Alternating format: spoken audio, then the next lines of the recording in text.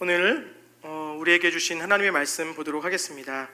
우리에게 주신 하나님의 말씀은 누가복음 7장 1절로 16절까지의 말씀입니다. 누가복음 7장 1절로 16절까지의 말씀입니다. 제가 한 절, 우리 성도님들이 한 절 교독해서 말씀을 읽도록 하겠습니다. 예수께서 모든 말씀을 백성에게 들려주시기를 마치신 후에 가버나움으로 들어가시니라. 사랑하는 종이 병들어 죽게 되었더니 예수의 소문을 듣고 유대인의 장로 몇 사람을 예수께 보내어 오셔서 그 종을 구해주시기를 청한지라. 이에 그들이 예수께 나아와 간절히 구하여 이르되 이 일을 하시는 것이 이 사람에게는 합당하니이다. 그가 우리 민족을 사랑하고 또한 우리를 위하여 회당을 지었나이다 하니 예수께서 함께 가실새 이에 그 집이 멀지 아니하여 백부장이 벗들을 보내어 이르되 주여 수고하시지 마옵소서. 내 집에 돌아오심을 나는 감당하지 못하겠나이다. 그러므로 내가 주께 나아가기도 감당하지 못할 줄을 알았나이다. 말씀만 하사 내 하인을 낫게 하소서. 나도 남의 수하에 둔 사람이요 내 아래에도 병사가 있으니 이더러 가라 하면 가고 저더러 오라 하면 오고 내 종더러 이것을 하라 하면 하나이다. 예수께서 들으시고 그를 놀랍게 여겨 돌이키사 따르는 무리에게 이르시되 내가 너희에게 이르노니 이스라엘 중에서도 이만한 믿음은 만나보지 못하였노라 하시더라. 보내었던 사람들이 집으로 돌아가 보매 종이 이미 나아 있었더라. 그 후에 예수께서 나인이란 성으로 가실새 제자와 많은 무리가 동행하더니 성문에 가까이 이르실 때 사람들이 한 죽은 자를 메고 나오니 이는 한 어머니의 독자여 그의 어머니는 과부라. 그 성에 많은 사람도 그와 함께 나오거늘 주께서 과부를 보시고 불쌍히 여기사 울지 말라 하시고 가까이 가서 그 관에 손을 대시니 맨 자들이 서는지라. 예수께서 이르시되 청년아 내가 내게 말하노니 일어나라 하시매 죽었던 자가 일어나 앉고 말도 하거늘 예수께서 그를 어머니에게 주시니 함께 읽겠습니다. 모든 사람이 두려워하며 하나님께 영광을 돌려 이르되 큰 선지자가 우리 가운데 일어나셨다 하고 또 하나님께서 자기 백성을 돌보셨다 하더라. 아멘. 오늘 우리가 7장 1절부터 16절까지의 말씀을 가지고 다시 희망이라는 제목으로 우리가 말씀을 나누려고 합니다. 여러분들은 어떤 희망을 갖고 계십니까? 건강에 대해서, 또 재정에 대해서, 또 관계에 대해서 지금보다 더 나아지는 것을 모두가 꿈꾸지 않겠습니까? 그런데 희망이 없다고 생각해 보십시오. 희망이 없는 삶은 굉장히 비참할 것입니다. 아무리 젊어도 희망이 없으면 사는 것이 재미가 없고 의욕을 잃어버리게 됩니다. 반대로 환경이 열악하고 힘겨운 상황 가운데 있다 하더라도 희망이 있으면 그 상황을 열정이 충만한 상황으로 바꾸어 갈 수 있게 되는 것이죠. 어떤 면에서 희망은 우리 삶을 풍성하게 하는 아주 중요한 요소라는 생각이 듭니다. 돈을 잃어버리면 다시 이를 악물고 또 열심히 하면 어느 정도 벌 수 있습니다. 또 깨어진 관계도 우리가 기도하면서 또 그 관계를 회복하려고 애쓰면 우리에게는 또 어떤 소망의 일들이 일어나게 됩니다. 그런데 이 희망이라는 것을 잃어버리게 되면 우리가 자포자기하고 의욕조차 사라져버린 그런 때를 지내게 되면 이것은 심각한 문제가 되어지게 됩니다. 그래서 희망이 없는 인생이 우리의 인생으로 치면 참 불행한 인생이라는 생각이 듭니다. 희망이라는 것이 우리의 삶을 더욱더 풍성하게 하고 우리의 삶에 활력을 주기 때문에 그렇습니다. 특별히 그리스도인들에게 하나님 나라에 대한 희망, 그것을 가지게 될 때에 그것이 삶의 원동력이 되어집니다. 우리의 삶 속에 하나님 나라에 대한 희망, 그것을 우리가 또한 잃어버리게 되면 우리는 우리도 모르는 사이에 점점 하나님과 멀어지는 일들을 경험하게 됩니다. 예배를 드려도 냉랭하게 되고 기도를 해도 냉랭하고 또 말씀을 보아도 그런 냉랭한 시간들을 보내게 되는 것은 어쩌면 하나님 나라에 대한 소망과 우리가 멀어져 있기 때문에 라는 생각들을 해보게 됩니다. 오늘 말씀을 보면 이 절망 속에서 희망을 발견한 사람들이 등장합니다. 절망 속에 있던 두 사람에게 어떤 예수님의 능력이 또 예수님의 도우심이 있고 나니까 그들이 다시 꿈을 꾸게 되고 다시 소망을 갖게 되는 이야기가 등장하고 있습니다. 오늘 본문에 등장하고 있는 그 절망 가운데 있는 두 사람이 누구죠? 바로 백부장과 나인성 과부입니다. 예수님께서 가버나움이라고 하는 동네에 들어가셨습니다. 그곳에 백부장이 있었습니다. 이 백부장이라고 하는 사람은 로마 군대에서 말단 장교로 일하는 군인이었습니다. 이 백부장이라고 하는 사람의 말 그대로 100명의 사람을 다스릴 수 있는, 100명의 사람을 부릴 수 있는 그런 권한을 가진 그런 사람들을 지휘했던 사람입니다. 이 백부장이 지금 어떤 상태에 놓여 있다고 말하고 있습니까? 본문의 7장 2절에 보니까 이렇게 말하고 있습니다. 어떤 백부장이 사랑하는 종이 병들어 죽게 되었더니, 이렇게 합니다. 여기서 종은 둘로스라고 하는 단어를 사용하고 있는데요, 노예를 말합니다. 그런데 어떤 노예입니까? 사랑하는 노예, 자기가 사랑하고 아끼는 노예가 병들었다라고 예수님께 호소하는 것이죠. 또한 그를 7절에서는 또 이렇게 표현합니다. 그러므로 내가 주께 나아가기도 감당하지 못할 줄을 알았나이다. 말씀하나사 내 하인을 낫게 하소서. 여기서는 하인이라고 또 표현을 하는데요, 헬라어로 파이스라고 말합니다. 이것은 종이기보다는 아들로도 해석이 가능한 단어인데 상속권이 있는 양자를 뜻할 때 사용하는 단어였습니다. 그래서 우리가 처음에 봤던 그 종이, 그 노예였던 그 자는 굉장히 이 백부장이 사랑하는 사람이었고, 또 자신의 재물을 상속할 만큼의 깊은 관계를 가지고 있었던 사람이라는 것을 우리가 알 수 있습니다. 그런데 그가 병들어 죽게 되었다라고 하는 것을 말해주고 있죠. 이 병에 대해서 마태복음의 병행 구절을 보니까 중풍병이라고 이 병을 소개하고 있습니다. 당시의 중풍병은 불치병이었습니다. 한번 걸리면 회복이 불가능한 것이었죠. 그렇게 살다가 죽는 것이라고 모두가 생각했었습니다. 그런데 이 사랑하는 종이 중풍병에 걸려서 죽을 날만을 기다리고 있다고 생각해 보십시오. 나의 사랑하는 사람이 죽을 병에 걸려서 죽을 날만 기다리고 있다. 얼마나 마음이 절망 가운데, 낙심 가운데 있겠습니까? 백부장의 마음이 이러했습니다. 자기가 정말 아비와 같은 마음을 품고 있는데 아무것도 해줄 수 없고 무기력한 자신에 대하여서 실망하고 좌절하는 그런 시간들을 보내고 있는 그런 백부장의 모습이 등장합니다. 두 번째로 절망에 빠진 또 한 사람은 나인성 과부였습니다. 11절과 12절에 보면 이렇게 나인성 과부가 등장합니다. 그 후에 예수께서 나인이란 성으로 가실새 제자와 많은 무리가 동행하더니 성문에 가까이 이르실 때에 사람들이 한 죽은 자를 메고 나오니 이는 한 어머니의 독자요 그의 어머니는 과부라. 그 성에 많은 사람도 그와 함께 나오거늘. 나인성은 가버나움으로부터 한 40km 정도 떨어진 떨어진 지역에 위치하고 있었습니다. 이 11절과 12절을 우리가 조금 우리의 머릿속으로 그리면서 한번 생각해 보시면 좋겠는데요, 예수님과 제자들이 대화를 나누면서 나인이라고 하는 성으로 가고 있습니다. 그런데 그 반대편에서는 한 무리가 나오고 있는데 그들은 슬픔에 가득 찬 사람들이 나오고 있는 것이죠. 성문 밖으로 나오고 있는데 이 중심에는 시체가 있고 또 죽은 청년의 어머니가 나오고 있습니다. 여기에 또 청년을 소개할 때에, 이 어머니를 소개할 때에 어머니의 독자였다, 이 죽은 사람은 독자였고 그는 과부였다라고 하는 것을 또 강조해서 얘기합니다. 이 여인의 슬픔이 얼마나 컸을지를 우리로 짐작하게 하는 단어가 되어지는 것이죠. 사실 우리는 자식을 잃어본 경험들이 많은 분들에게 없기 때문에 어떤 슬픔인지 잘 알지 못합니다. 먼저 떠내보낸 사람이라면 그 고통을 어느 정도 이해하실 수 있으시겠죠. 우리가 정확하게 이해하지 못할 정도의 슬픔을 그 여인이 안고 있는 것이었습니다. 참, 이런 정도의 고통과 절망, 이런 상황이 되면 우리는 절망 속에 갇혀서 아무것도 보이지 않는 그런 경험들을 하게 됩니다. 그리스도인들도 다르지 않습니다. 그리스도인들도 비슷한 현실 속에 머무는 경우들이 있습니다. 먹고 사는 것과 또 관계와 가족의 문제 등 많은 문제들 앞에서 하나님이 안 도와주시는 것 같을 때, 하나님께서 나를 도와주지 않는 것 같은 그런 경험들을 할 때 우리는 절망 속에 빠지게 됩니다.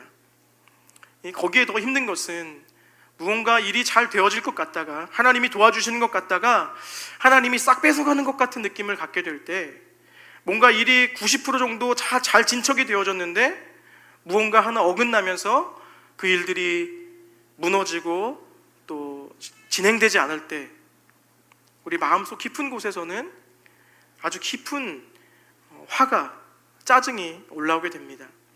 하나님이 나를 놀리시는 것인가? 그 원망과 분노가 마음속에서 일어나는 일들을 경험하게 됩니다. 자동적으로 우리의 마음은 낙심되고 자꾸만 혼자 있으려고 하는 습성을 보입니다. 여러분, 그때 중요한 게 뭔지 아십니까? 이럴 때 우리가 취해야 되는 태도는 왜 이런 문제가 생기는가에 대해서 하나님께 묻는 것입니다. 홀로 그냥 있으면 답이 없습니다. 화가 나고 원망이 있으면 그 시간만 길어집니다. 하나님이 무엇인가 말씀하시기 위해서 이렇게 하시는가 보다 생각하면서 하나님께 물으셔야 됩니다. 하나님, 저는 최선을 다해서 그렇게 살았는데 주님, 저에게 왜 이런 일이 계속해서 일어나는 겁니까? 주님께 물으셔야 됩니다. 주님께 화내시는 것이 아니라, 또 삐져서 주님 앞에 호소하는 그것이 아니라 하나님의 선하심을 믿고 물으셔야 합니다. 그러면 주님이 말씀하십니다. 그럼 그 말씀을 듣고 우리가 고쳐야 할 것들이 무엇인지를 발견하여 그것을 고치는 과정으로 나아가시는 것이 우리에게 지혜입니다. 이렇게 회개를 통해서 우리가 이해하지 못했던 우리의 잘못된 행동들을 회개하기 시작할 때에 우리에게 길이 열리는 것을 우리는 기억하셔야 합니다.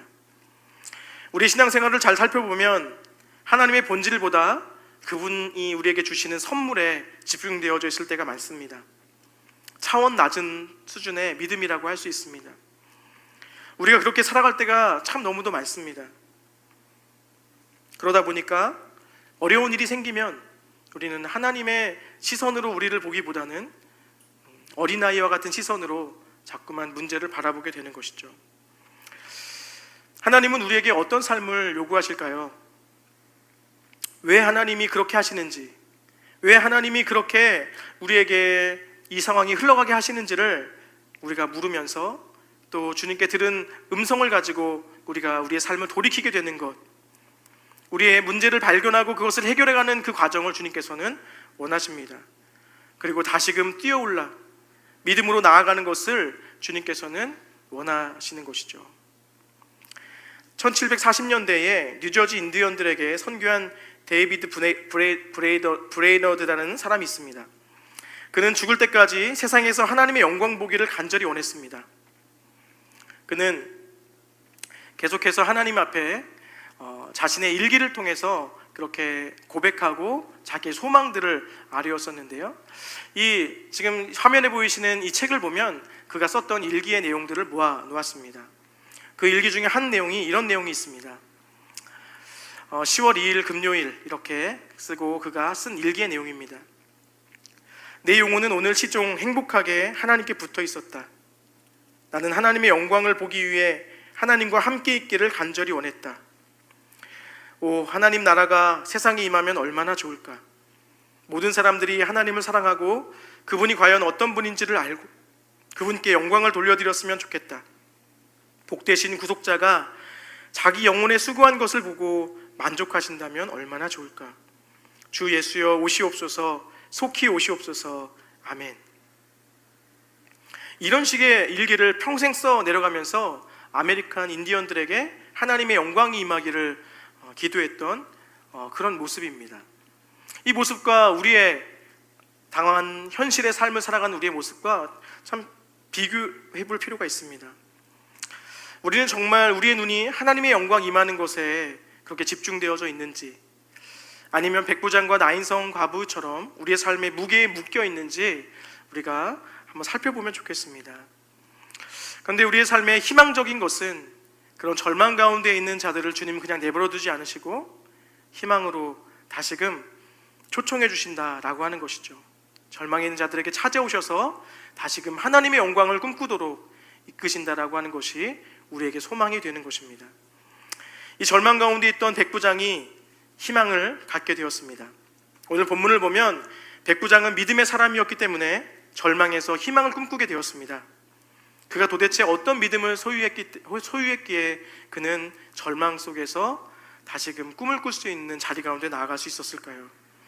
오늘 본문에 백부장이 어떤 사람인지에 대한 평가가 간략하게 나옵니다.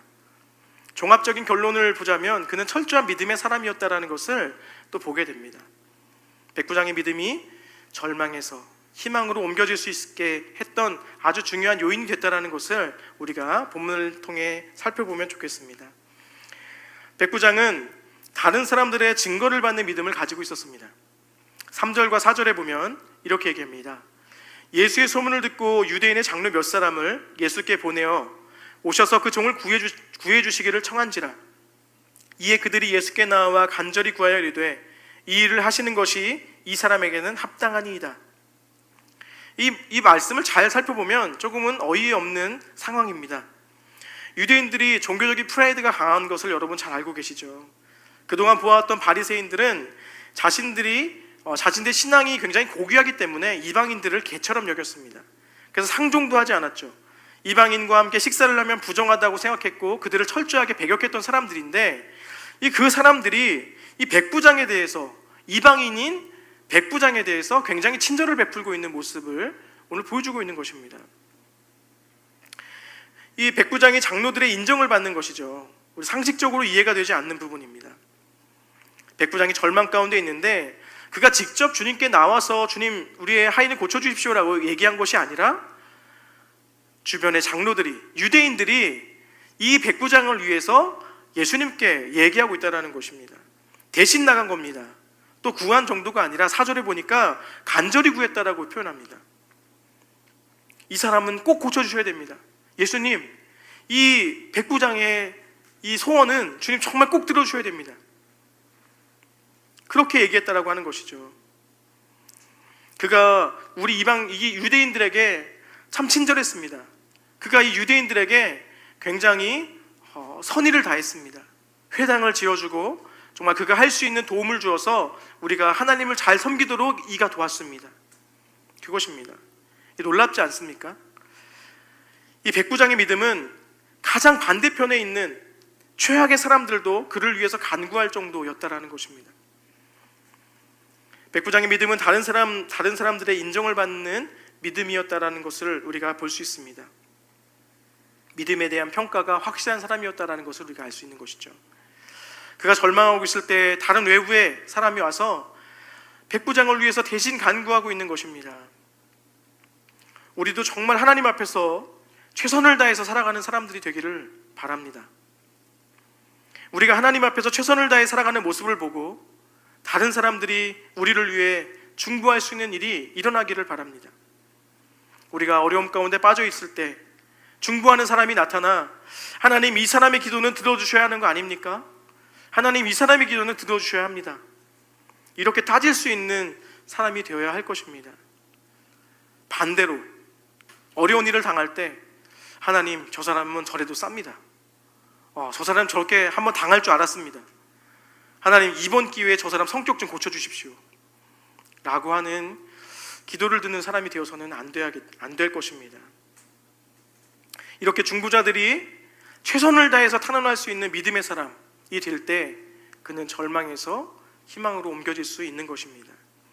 주변 사람들도 함께 기도해주고 또 기도를 받는 그런 사람들이 되시길 바랍니다. 그러면 우리의 삶에 희망이 있습니다. 하나님 정말 저 성도에겐 일해 주셔야 됩니다.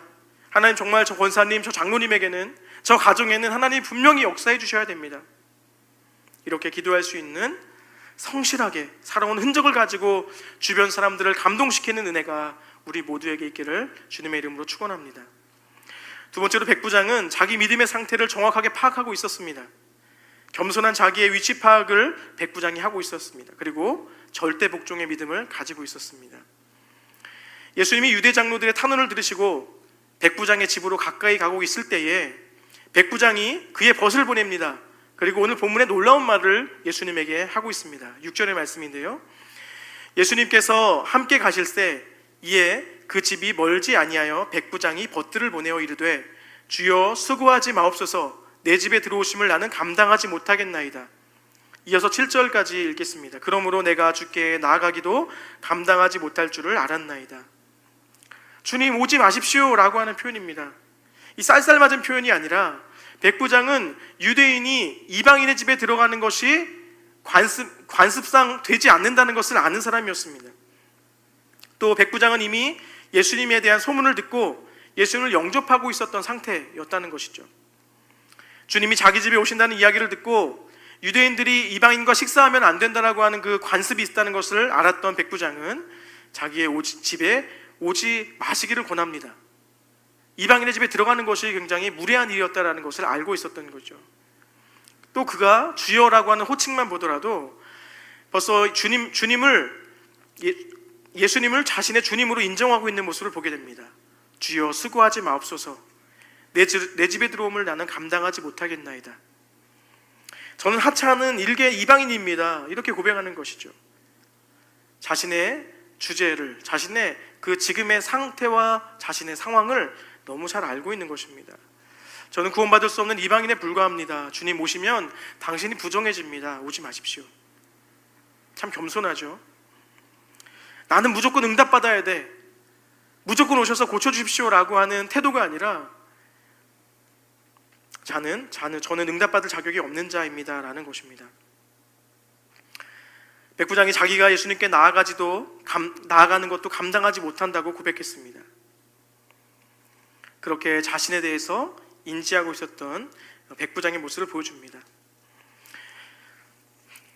성경의 여러 군데에서 주님을 만나 죄를 고백하는 장면들이 등장합니다. 베드로도 예수님을 만나 예수님의 능력을 경험했을 때에 주님, 나는 죄인으로소이다. 나를 떠나소서. 이렇게 고백하죠. 백부장도 예수님을 그렇게 주님으로 만나게 되면서 자신의 죄된 본성을 바라보면서 주님 오시기를 거부하고 있는 것이죠. 또 말씀만 하사 내 하인을 낫게 하소서 이렇게 말합니다. 예수님과 함께 집에 가고 있는 그 유대인들과 함께 집으로 가고 있는 예수님에게 백부장은 말씀만 하사 내 하인을 낫게 하옵소서라고 얘기합니다. 여기 오시는 것까지 필요가 없습니다. 그냥 말씀만 하시면 됩니다. 이것이 참 군인 정신으로 볼 수 있는데요. 8절에서 이렇게 얘기합니다. 바로 군인은 부하가 움직이지 상관이 움직이는 것이 아니라는 것입니다. 백부장의 말을 통해서 알 수 있는 것이 예수님이 온 우주의 왕이시기 때문에 예수님의 말씀 한마디로 아래에 있는 것들은 모두 다 움직이게 된다는 것을 그는 생각하고 있는 것입니다. 자신은 예수님을 오라가라 할 수 있는 짬밥이 안 된다는 것을 그가 알고 있고 또 말씀만 하시면 그렇게 되어질 것이다 라고 그는 믿고 있는 것이죠. 온 우주의 왕이신 예수님께 절대 복종의 믿음이 그에게 있습니다. 주님 말씀만 하시면 됩니다. 굳이 손대지 않아도 이곳에 오지 않으셔도 치유되는 역사가 있을 줄 믿습니다 라는 것이죠. 지금 열악하고 힘들어도 주님이 그냥 말씀 한 번만 해주시면 반드시 일은 해결될 것입니다. 놀라운 일이 일어날 것입니다 라고 믿는 믿음을 가진 것입니다. 여러분 어떻습니까? 여러분 이런 믿음을 소유하고 계십니까? 우리가 이런 믿음을 가진다면 우리가 절망의 상황에 있다 하더라도 주님 말씀만 하십시오. 주님 말씀을 하시면 지금의 환경이, 지금의 역경이 놀라운 축복의 일들로 변화될 줄을 믿습니다 라고 우리는 다시금 희망의 자리로 나아갈 수 있게 되어집니다. 세 번째로 백부장의 믿음은 예수님께 칭찬받는 믿음이었습니다. 예수님은 그의 믿음에 깜짝 놀라십니다. 그리고 무리들에게 말씀하시죠. 9절에 예수께서 들으시고 그를 놀랍게 여겨 돌이키사 따르는 무리에게 이르시되 내가 너희에게 이르노니 이스라엘 중에서도 이만한 믿음은 만나보지 못하였노라 하시니라. 예수님은 백부장이 비록 이방인이었지만 하나님의 백성을 능가하는 위대한 믿음을 소유했다는 것을 유대인들에게 알려주십니다. 유대인들에게 백부장의 믿음을 칭찬하고 계시는 것이죠. 반대로 유대인들은 오랜 시간 동안 그 하나님을 믿어왔습니다. 신앙생활 해왔죠. 말씀도 가지고 있었고 하나님 체험도 있었습니다. 그런데 믿음이 백부장만큼 되어지지 않는 겁니다. 쉽게 이야기하면 백부장은 예수님을 안 지 얼마 되지 않았는데 말씀도 잘 모르는데 칭찬받을 믿음을 가지고 있었다라는 것이죠. 이 존 파이퍼 목사님의 열방을 향해 가라라고 하는 책이 있습니다. 이 열방을 향해 가라라고 하는 책은 뭐 이렇게 딱 보면 선교하러 가라 뭐 이런 책 같은데 뭐 그런 책은 아니고 선교의 완성은 예배다라고 하는 내용을 담고 있는 책입니다. 그래서 이 내용 중에 어떤 내용이 있냐면 이 기도에 대한 이야기를 하는데 이 인생에 대해서 뭐라고 표현하냐면 인생은 전쟁터라고 비유합니다. 그것을 굉장히 단호하게 말합니다. 이 의미를 알아야 기도를 열심히 할 수 있게 된다. 이 의미를 알아야 기도의 중요성을 알게 된다라고 하는 것이죠. 인생이 전쟁이라는 의미를 모르면 이 기도를 중요하게 생각하지 않는다라는 것입니다. 인생이 전쟁이고 정말 치열하게 싸우는 전쟁터라는 인식을 가져야 기도가 굉장히 중요한 것이다라는 것을 인정하게 된다라는 것입니다. 우리가 전쟁이라고 이렇게 인생을 전쟁이라고 생각한다면 이 기도는 무엇라고 표현하냐면 최첨단 무기를 요청하는 무전기라고 표현합니다. 그래서 우리가 적의 요새를 보았다면 그곳에 미사일을 날려달라고 이렇게 요청해야 된다는 것이죠. 그곳에 미사일을 쏴달라고 무전기에다 대고 얘기해야 된다는 것입니다. 그런데 사람들은 인생은 전쟁이다라고 하는 개념을 가지고 있지 않다라는 것입니다. 인생은 안락 의자에 앉아서 편안한 생활을 하는 것이다, 이렇게 생각을 하고 많은 사람들, 상당한 사람들이 그리스도인들조차 그렇게 생각한다는 것입니다. 이렇게 생각하는 사람의 인생 속에서는 기도가 중요하지 않습니다. 그저 1층에서 2층으로 연결하는 인터컴 수준으로 생각하게 된다는 것입니다. 기도를 그런 수준으로 생각하면 따로 시간을 내어서 기도할 필요가 없다는 것이죠. 그런데 인생을 전쟁이라고 생각하고 정말 이 치열한 전쟁에 우리가 살아가고 있다고 생각하면 기도는 우리의 삶에 굉장히 중요한 것이 된다라고 말하고 있습니다. 우리가 인생에서 아주 중요한 문제에 걸려 있다면, 건강의 문제, 또 경제적인 문제, 삶의 중대한 어떤 문제에 걸려 있다면 우리는 매일 나가 기도하게 될 것입니다. 간절함 가운데 나가서 기도할 것입니다. 전쟁이라고 하는 생각이 없으면, 정말 치열하고 이것이 정말 반드시 해결되어야한다라고 하는 간절함이 없으면 있어도 되고 없어도 되는 그런 수준이라면 기도하지 않게 되어지는 것이죠. 성경에서는 여러 본문에서 이 전쟁과 같은 비유를 계속해서 말합니다. 디모데전서 6장에서는 선한 싸움을 싸우라. 그리고 우리가 잘 알고 있는 에베소서 6장에서는 전신갑주를 말하고 있지 않습니까? 이 전신갑주는 이 전신갑주를 입고 싸우라는 것입니다. 공중의 권세 잡은 자들과 싸우라는 것입니다. 이렇게 우리의 인생 속에는 그렇게 치열하게 싸워야 하는 일들이 많이 있다라는 것이죠. 그래서 기도가 참 중요하다라는 것을 우리에게 얘기합니다. 천국은 침노하는 자들의 것이다라고, 이것도 우리가 애써서 우리가 가져와야 되는 것이다라고 성경은 말하고 있는 것입니다. 하나님 나라를 위해서 우리가 적극적으로 그렇게 살아야 하고, 하나님 나라를 위해서 적극적인 모험 가운데 뛰어들라고 성경은 우리에게 가르칩니다. 이러한 삶을 살아가게 될 때 칭찬받는 믿음이 거기서 우리에게 일어나게 되는 것이죠. 또한 사람의 과부가 예수님으로 인해서 희망으로 나아가게 됩니다. 예수님의 긍휼로 절망에서 희망으로 나인성 과부가 그런 은혜를 경험하게 됩니다. 이 나인성 과부는 절망스러운 상황 가운데 있었는데 이 나인성 과부가 한 일은 아무것도 없습니다. 그런데 예수님께서 어떻게 하십니까? 13절 말씀에 주께서 과부를 보시고 불쌍히 여기사, 이렇게 말합니다. 이 불쌍히 여기다라고 하는 말은 원어적으로 창자가 뒤틀리다라고 하는 뜻을 가지고 있습니다. 이 과부의 절망과 슬픔을 목격한 예수님은 이 창자가 뒤틀리는 것 같은 비통함과 연민을 느끼신 것입니다. 예수님이 나인성 과부를 보고 얼마나 깊은 동정과 또 그를 사랑의 마음을 가지고 그를 보셨는지를 보여주는 대목이죠. 그런데 재밌는 것은 백부장은 자신의 믿음을 통해서 그렇게 주님께 칭찬받고 인정받으며 그렇게 희망을 회복한 사람이라고 본다면, 이 나인성 과부는 예수님의 넘치는 긍휼로 인해서 회복된 것입니다. 이렇듯 하나님의 역사가 굉장히 다양한 형태를 가지고 있음을 우리는 기억해야 합니다. 예수님은 그를 불쌍히 여기시면서 13절 후반절에 울지 말라라고 말합니다. 절망과 슬픔에 빠져 있는 과부에게 슬픔과 절망, 그것이 전부라고 생각하지 말아라. 거기서 벗어나서 구세주인 나를 보라. 이렇게 말씀하시는 겁니다. 사랑하는 여러분, 예수 믿는 사람에게 최고의 축복은 어떤 것일까요? 슬픔과 절망의 감정을 털고 일어나서 예수님을 바라보게 되는 것, 그것입니다. 다시금 용기를 내어서 설 수 있게 되어지는 것, 그것입니다. 하나님을 알지 못하는 사람들은 그 비밀을 알지 못합니다. 그러나 우리는 털고 일어나서 용기 있게 바라볼 수 있게 되어지는 것이 주님의 큰 축복임을 기억하시면 좋겠습니다. 누가복음 7장 14절에 예수님께서 다가가십니다. 가까이 가서 그 관에 손을 대시니 맨 자들이 서는지라.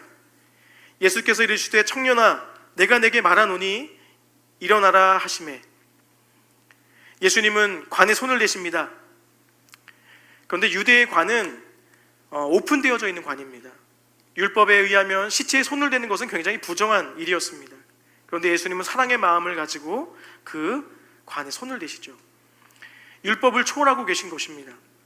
그리고 말씀하십니다. 청년아 내가 내게 말하노니 일어나라. 여러분, 우리가 말하면 일어날까요? 제가 가서 손을 대고 말하면 일어나겠습니까? 주님이 말씀하시니까, 주님이 명령하시니까 죽은 자가 일어났습니다. 이것이 예수님이 산자와 죽은 자의 전능한 하나님이시라는 것을 보여주는 대목입니다. 죽음도 다스리시는 온 우주의 통치자라는 사실을 우리에게 보여주고 있는 것이죠. 오늘 본문의 마무리는 백부장과 나인성 과부가 직접적으로 절망해서 희망으로 회복되어지는 장면이 나오고 있습니다. 이 존 파이퍼 목사님의 또 다른 책이 한 권 있는데요, 하나님을 기뻐하라 라고 하는 책에서 그의 아주 이 책의 핵심이 바로 저기 쓰여져 있는 글입니다.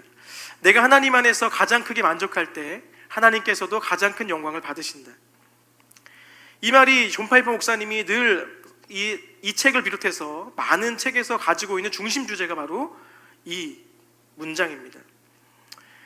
우리가 하나님 안에서 가장 크게 만족할 때 하나님께서도 가장 큰 영광을 받으신다라는 것입니다. 우리가 절망하고 고통 속에 있을 때 하나님이 영광 받으시지 않습니다. 우리가 주님의 영광에 이끌려서, 우리가 주님의 영광에 충만해서 그 모든 상황을 극복했을 때 하나님께서 영광을 받으신다라는 것입니다. 우리의 고통 가운데에서 우리가 다시금 주의 영광 가운데로 나아가 주님께 영광을 돌릴 때 하나님께서 영광 받으신다라는 것이죠.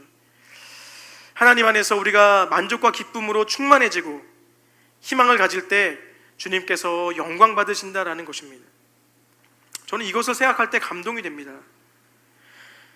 하나님 아버지는 우리가 만족하고 희망의 노래를 부르게 될 때 영광 받으시는구나. 어떤 신이 그렇습니까? 모두가 다 자기를 섬겨야 영광 받는다고 하는데, 우리 하나님은 우리가 주님으로 인해서 만족하고 행복한 삶을 살아갈 때 내가 너로 인해서 기쁘다, 내가 너로 인해서 영광 받는다라고 말씀하신다는 겁니다. 희망으로 그렇게 변화되어지는 백부장의 모습이 나옵니다. 10절에 보내었던 사람들이 집으로 돌아가 보매 종이 이미 나아 있더라. 그 백부장의 믿음대로 되었습니다. 그리고 나인성 과부의 그 아들을 살리는 장면도 보십시오. 15절에 죽었던 자가 일어나 앉고 말도 하거늘. 우리의 상식으로 이해되지 않는 초자연적인 기적이 우리의 낙심되고 절망되는 상황 속에 나타나 희망을 가질 수 있도록 하고 있습니다. 절망 속에 있었던 그 과부는 그 절망의 원인이었던 아들이 살아 돌아오자 새로운 희망을 갖게 되었습니다. 사랑하는 여러분, 우리가 코로나를 지나는 이 시간 속에 우리의 삶이 참 힘겹다라는 것을 보게 됩니다. 이 3월부터 7월까지 이렇게 오래 할 줄을 아무도 예상하지 못했습니다. 그래서 인생에서 정말 새로운 시간들을 우리 모두가 보내며 그 어느 때보다 힘겨운 시간을 보내는 사람들도 있을 것입니다. 올 한 해가 그냥 지나가는 것 같고 이 피해를 어떻게 회복할 수 있을까 전혀 계산이 되지도 않습니다. 손에 잡히는 것도 앞길이 보이지 않기 때문에 더욱 불안합니다. 희망이 보이지 않습니다. 이것이 너무나 자연스러운 일이 되었습니다. 그러나 죽은 자를 살리시는 그 예수님의 능력, 우주의 주인이신 주님께서 함께 하시면 이 수많은 문제들이 해결될 수 있다는 희망을 우리 모두가 가지시기를 바랍니다. 우리가 하나님의 영광에 이끌릴 때 희망을 가질 수 있습니다. 또 우리가 믿음의 삶을 살아낼 때 절망에서 희망으로 나아갈 수 있습니다. 또 우리가 주님의 그 긍휼을 입을 때 우리가 다시금 절망에서 희망으로 나아갈 수 있게 됩니다. 여러분, 우리 나성북부교회 우리 성도님들, 이 어려운 시기를 지나면서 우리 모두가 하나님의 영광에 이끌려 소망과 희망으로 나아가기를 축원합니다. 지금의 상황에 그저 주저앉지 마시고, 또 이 상황 가운데 우주의 통치되시는 하나님이 나와 함께 하시면, 한마디 말씀만 하시면 이 문제들은 속히 해결될 것이다라고 하는 믿음으로 나아가고, 그래서 주님께 영광을 돌리며 나아가는 그 은혜가 있기를 예수님의 이름으로 우리 모두에게 축원합니다. 함께 기도하겠습니다. 이 시간 함께 들었던 말씀을 기억하면서 함께 기도했으면 좋겠는데요. 우리의 상황을 좀 돌아보면 좋겠습니다.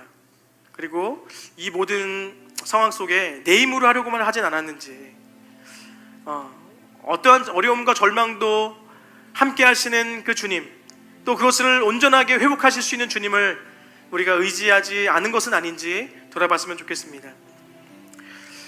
우리가 다시금 꿈을 꾸려면, 다시금 희망을 가지려면 우리는 예수님을 붙잡는 방법밖에는 없습니다. 하나님, 이 어려운 시기를 지나며 또 우리가 알지 못하는 삶의 가정에 어떠한 문제 가운데 묶여 있을 때에 하나님, 전능자 되시는 주님을 붙잡게 하시고 또 긍휼이 많으신 하나님을 붙잡게 하셔서 이 상황에서 다시금 희망으로, 다시금 소망으로 나갈 수 있는 그런 놀라운 역사로 우리를 채워주옵소서라고 우리 함께 같이 기도하며 나가면 좋겠습니다. 함께 기도하겠습니다.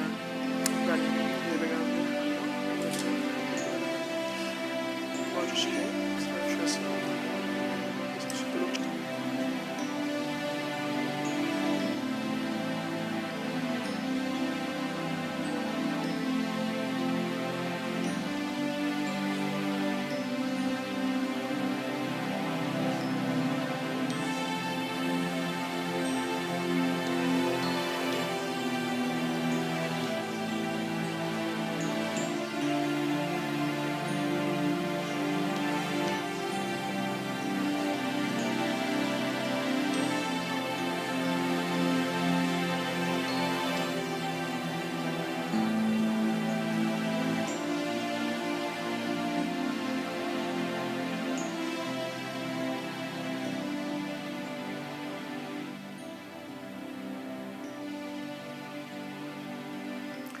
살아계신 하나님, 오늘도 우리의 소망의 근원 되시는, 우리의 희망의 근원 되시는 주님을 의지합니다.